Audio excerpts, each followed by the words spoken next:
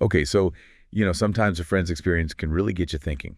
Yeah. And that's kind of what happened when one of you reached out after hearing about a friend's experience on this meditation retreat. Oh, wow. Not just any meditation retreat. We're talking a Goenka Vipassana retreat. Right, right. And let me tell you, it sounds pretty intense. Yeah, those are no joke. So we're going to dive deep today. Definitely. I think it's a good idea to explore this one. Yeah, and you sent over some fascinating material I did. to try to help unpack this. Yes. So we've got a Reddit thread Mm-hmm. that's like totally buzzing with people's firsthand accounts of Goenka Vipassana. Lots of different perspectives in there. Totally. And then alongside that, we've got these two articles that are super interesting. Yeah. One that's looking at the story of NXIVM. Oh, yeah, that's a wild one. Yeah, that organization that took a very dark turn. It did. And then another article that's offering a pretty critical view of Goenka retreats. Okay. And raising some pretty serious questions about their nature. I see. So we've got a spectrum of perspectives here. Absolutely. Which is always good to have.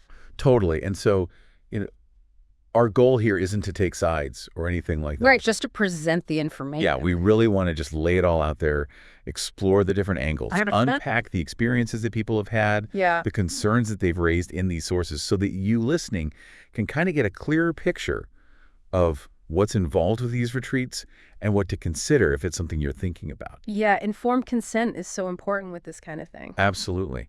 So let's start at the beginning with where this whole thing started, Okay. which is your friend's experience on that 10-day Goenka retreat. Right. So they actually ended up leaving early. Okay. And the feeling that they came away with was so strong that they felt like, and this is a quote, indoctrinated into a cult. Wow. That's a heavy statement. Yeah. So tell me more about their experience. Like, what led them to that conclusion? Yeah. So a few things really stand out from what they shared. Okay. So there's the noble silence, right? Right. Like no talking at all. Yeah, not even eye contact. Yeah. Oh, cool. And then you combine that with like hours of meditation every day. Right. And listening to these recorded teachings by S.N. Goenka, who is the founder of this method. the founder of the method. Yeah. And so it kind of created this atmosphere where they just felt completely cut off. Isolated. Totally.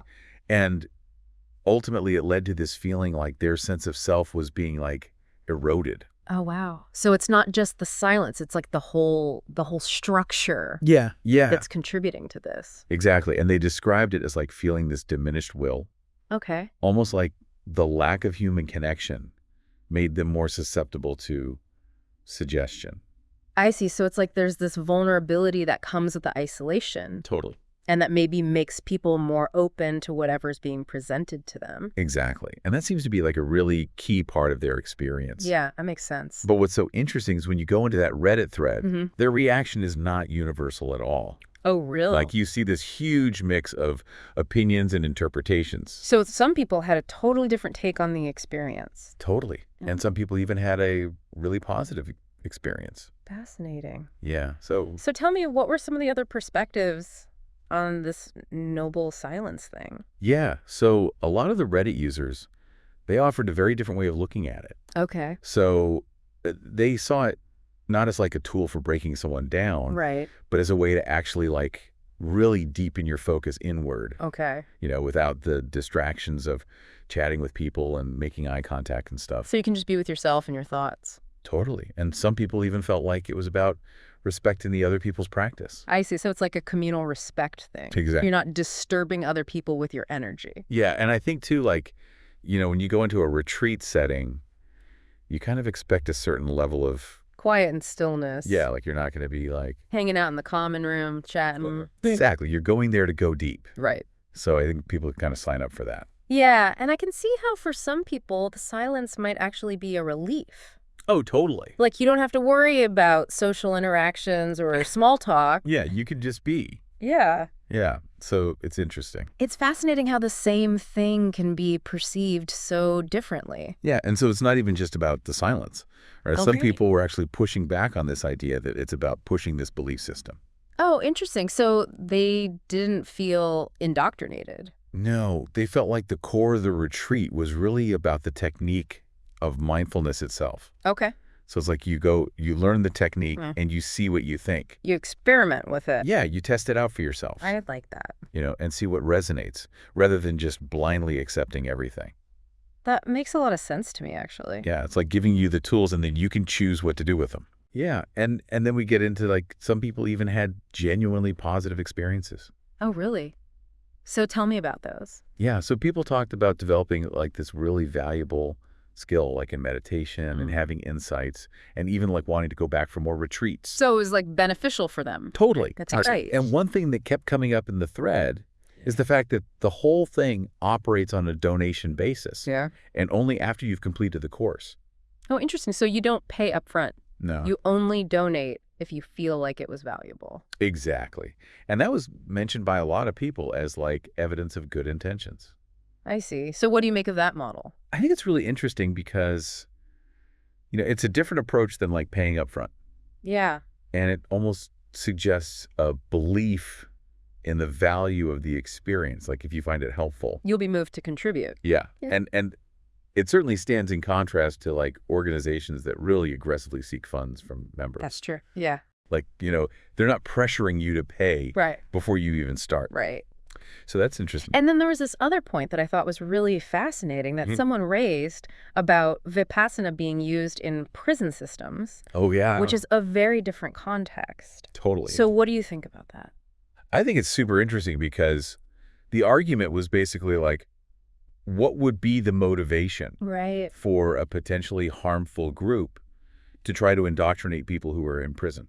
Yeah, that's a good point. And it kind of suggests that their focus is more on like rehabilitation or personal change. Yeah, it's not like they're going to get something out of these prisoners. Exactly. Yeah. So it kind of goes against that idea of control. Yeah, it's more about like offering a tool for personal growth, which is interesting. Absolutely. And speaking of personal growth, several people also mentioned that Goenka himself, in his teachings, he actually encouraged students to like examine the practices through their own experience, not just through blind faith. So that emphasis on personal verification seems pretty key. Yeah, it's not like he's saying, just believe me. Right. It's more like try it out and see for yourself. And I think that's an important distinction. Totally. And then another thing that came up was this idea that the intensity of the retreat can actually bring up a lot of like buried emotions. Oh, wow. These sankharas, as they're called. Right. And so the thought was that people who leave early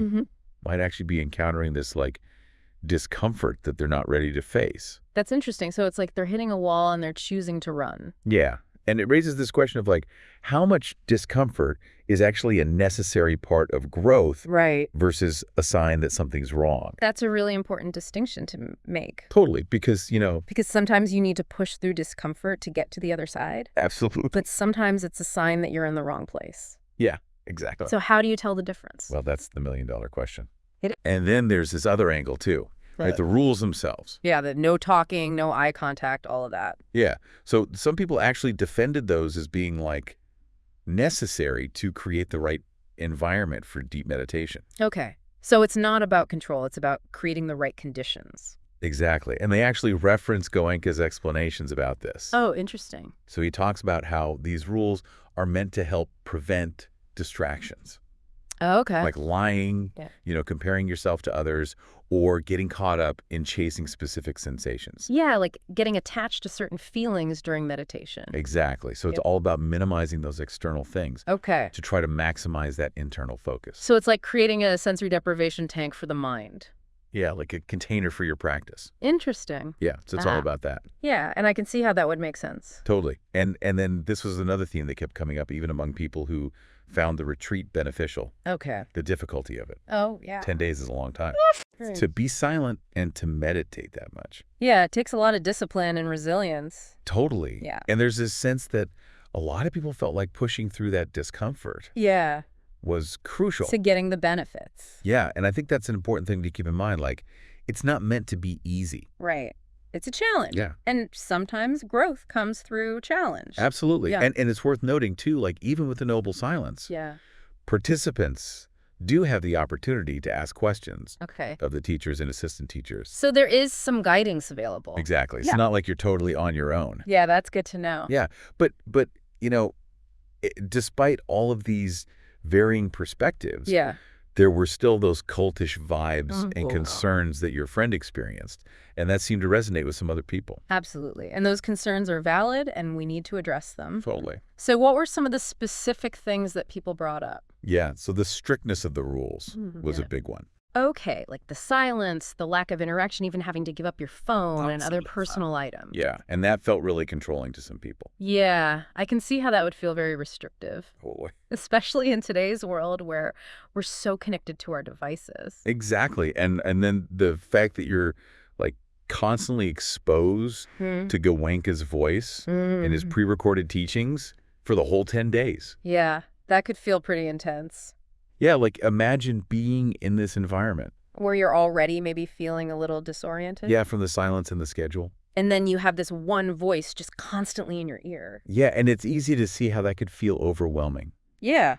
And even as your friend described it, like brainwashing. Right, and it really highlights that feeling of isolation and vulnerability that your friend mentioned. Yes, Which I think is a really important point. absolutely. And it seems like that resonated with a lot of commenters, too. It makes sense. It's like you're in this unfamiliar environment. You're cut off from your usual support systems, and then you're being bombarded with this one person's perspective. Yeah, and you're also sleep deprived. Oh, right. Yeah. The sleep deprivation can't help. Not at all. So yeah, it's a recipe for potential psychological distress. Absolutely. And so another thing that came up is that while the organization says it's non-sectarian, Right.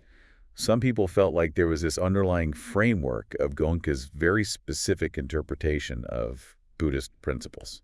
Okay, so it's not as neutral as it might seem on the surface. Exactly. And there were even people who mentioned that he made what they felt were scientifically inaccurate statements in his discourses, Oh, interesting. which can kind of erode trust for some people. Yeah, if you're hearing things that don't align with your understanding of science or reality. Totally, it can make you question the whole thing. Yeah, absolutely. So that was another concern that was raised. Okay, so we've got a lot to unpack here, You do.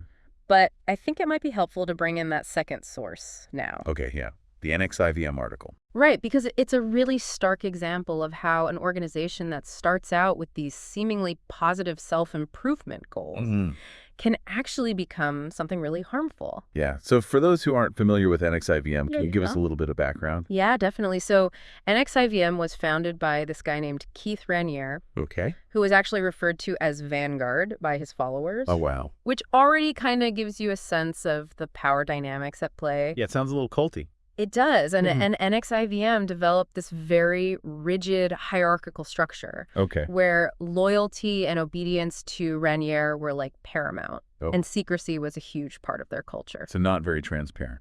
Not at all. And the deeper you go into the story of NXIVM, the more disturbing it gets. Yeah. So they had this secret subgroup called DOS. Oh, wow. And the power dynamics in DOS were just horrific. Yeah, I remember reading about this. Yeah, so it was basically a master-slave system Okay. where women were coerced into providing this deeply personal collateral, Collateral, like what? like compromising information, photos, videos, things that could be used to blackmail them Oh, my gosh. to ensure their compliance. Wow. And they were even branded with Raniere's initials. That's terrifying. It is, and they were subjected to sexual exploitation. That's just awful. It's a really dark story. It is. And the fact that the leaders of NXIVM, including Raniere, ended up facing legal consequences and were convicted Yeah. really underscores the criminal nature of that organization. Absolutely. It was not just like a group of people with a different belief system. No, it was a criminal enterprise. Yeah, so it's really helpful to have that example as like a point of comparison. Right, because it helps us to see the nuances. Totally. The differences between something that might be intense or have some questionable elements and something that's actually outright harmful and abusive. Exactly. So when we step back and we look at what we've been hearing about Goenka Vipassana on Reddit, like what are the real points of divergence? Yeah, that's a great question. So one of the most immediate differences is the leadership. Okay. Right. So Goenka has passed away. Yeah. So the system now relies on these recordings and volunteer teachers. Yeah. And several Reddit users mentioned that the teachers often gave what felt like pre-prepared answers. Yeah, like almost like canned responses. Right, exactly. So there isn't that single living figure demanding absolute personal devotion in the same way that Raniere did. So it's not like a personality cult. Exactly. Right. And another key difference is the level of transparency. Okay. So unlike NXIVM, which was shrouded in secrecy and deception, the intensity and the rules of Goenka retreats seem to be pretty openly communicated beforehand. Yeah, like you kind of know what you're getting into. Exactly. People generally know about the demanding schedule and the silence. Yeah, you can't really say you weren't warned. Exactly. And then another crucial difference is the emphasis on personal experience and investigation in Goenka Vipassana, right? So as we talked about before, there isn't that same pressure for blind obedience to a leader. All right. The focus is on you trying out the technique for yourself and seeing what happens. So it's more about empowering you to explore rather than telling you what to believe. Right. And we also don't see the financial exploitation and the pressure to stay involved long term that were so central to NXIVM's control. Yeah, they weren't like asking for your bank account details. No. And in fact, as we mentioned before, you can't even extend your stay beyond those 10 days. Right. So that's pretty different from how a controlling organization would typically operate. It suggests a more defined structure. Yeah. Like there's a clear beginning and an end. Exactly. It's not about drawing you in and keeping you there indefinitely. Yeah, and that's a really important distinction, I think. Totally. But then we have that third source. Okay.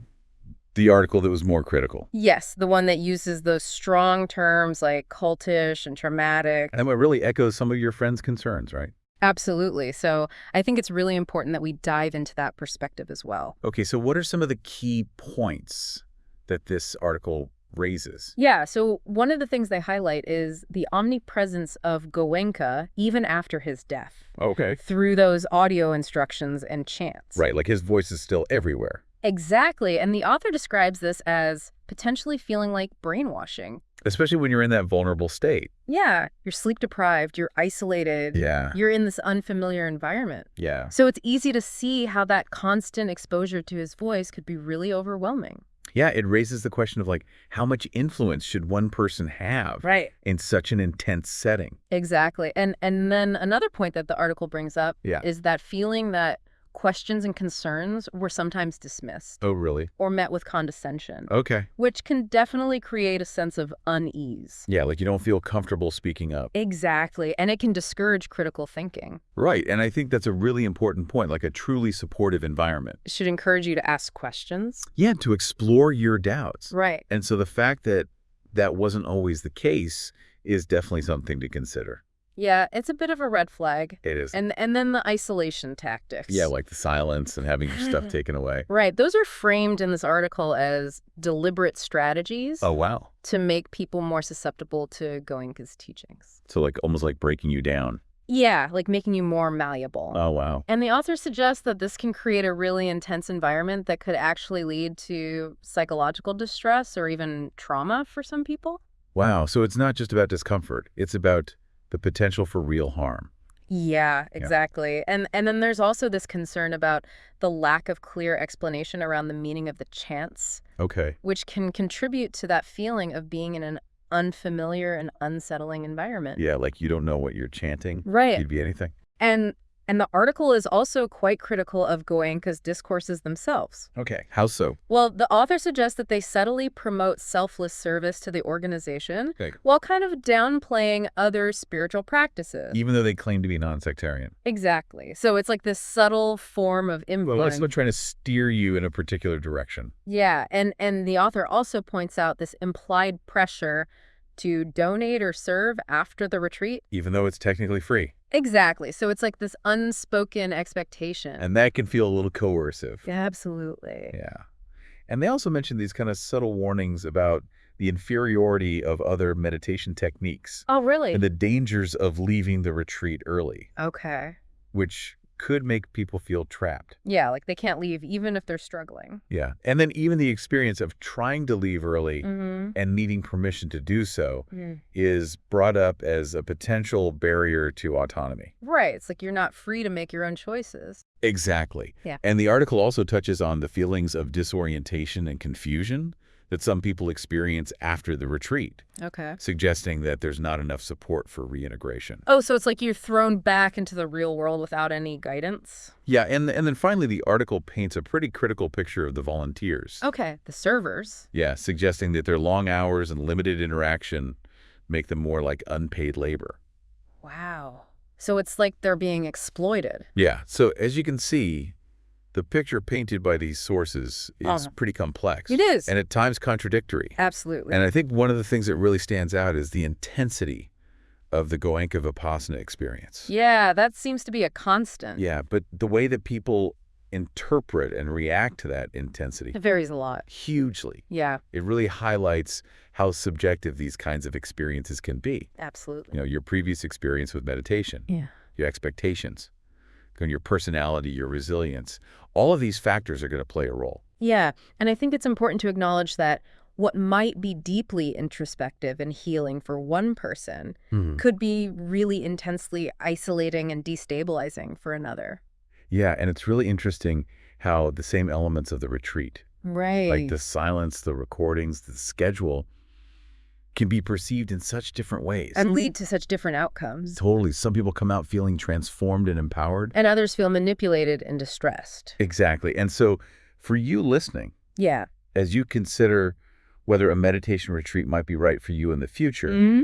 what are the key takeaways from our exploration of Goenka Vipassana today? Yeah, that's the big question. It is, so first and foremost, it's clear that the Goenka method Yeah. involves a very structured and demanding 10-day silent retreat Right. with a strong emphasis on intensive meditation. And listening to those pre-recorded instructions from Goenka? Yeah, it's not your typical relaxing spa getaway. Definitely. And the experiences, as we've seen, are incredibly varied. Yes, we've heard everything from profound personal transformation to people feeling like they were in a cult. Yeah, and some of the concerns that were raised include the strict rules, Mm-hmm. the potential for isolation, the constant exposure to one person's teachings, Right. and the possibility of psychological distress. Because of the intensity of the retreat. Exactly.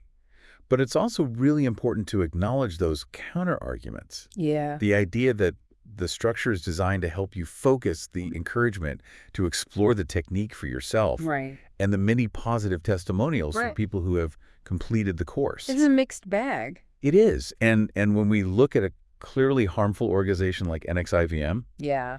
we can see some really fundamental differences in terms of leadership, Right. control, and long-term impact. It's not about saying that Goenka is perfect, No, but it's about recognizing the nuances. totally. And so while some aspects of it might feel unusual or intense, Yeah, it doesn't seem to operate with that same level of deception and coercion. right. And it's crucial to remember that your friend's experience Yeah. and the concerns raised in that critical article are valid, Absolutely. and they deserve consideration. They do. But they represent just one perspective. Within a wider range of opinions and reactions. Exactly. Yeah. So as you're thinking about your own interest in a meditation retreat, Mm-hmm. we really encourage you to take all of this into account. Yeah. Reflect on your own personality, your expectations, Mm-hmm. and maybe even consider exploring some introductory meditation practices That's a good idea. or different types of retreats before you decide if a 10-day Goenka Vipassana course is the right fit for you. It's about finding what works for you. Exactly. And on that note, Yeah. here's something to ponder. What? Given these diverse and sometimes intense experiences with a structured meditation retreat like Goenka Vipassana, Mm-hmm. what do you think true self-discovery in a retreat setting actually requires? Oh, that's a good one. And how can you best ensure that any environment you choose will support your personal growth Mm-hmm. in a way that feels empowering Yeah. rather than overwhelming or unduly influential? That's a great question to leave us with. Yeah, lots to think about. Absolutely. Thanks for joining us for this deep dive. It's been a pleasure as always. And we'll see you next time. Until then.